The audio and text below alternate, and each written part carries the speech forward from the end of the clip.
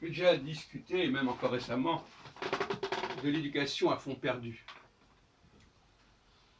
Il est beaucoup moins coûteux de s'occuper d'un groupe de gens limités, mais qui est très ciblé, que de s'occuper d'un groupe illimité.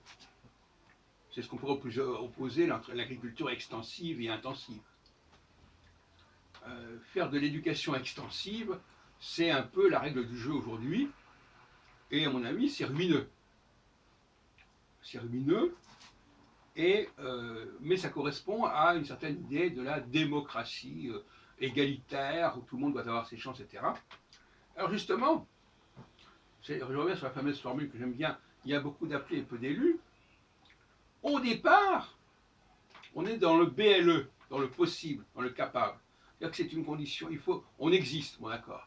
Mais après, il faut que ça se décante. C'est-à-dire qu'à un moment donné, il y a une réduction des effectifs. Petit à petit, une réduction des effectifs, au point qu'à un moment donné, on arrive à un nombre limité de personnes qu'il faut surveiller, qu'il faut protéger, qu'il faut encourager, à qui il faut donner les moyens. Et les autres personnes, ce sont en quelque sorte des laissés pour compte, pour dire les choses pleinement.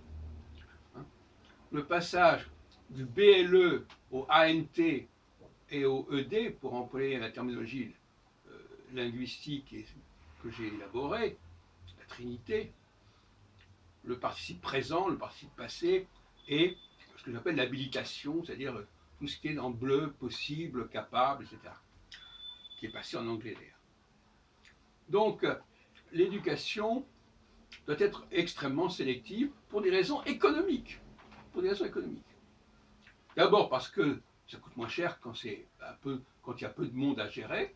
Et deuxièmement, parce que si on met des gens qui ne sont pas valables dans un système, c'est catastrophique pour l'économie.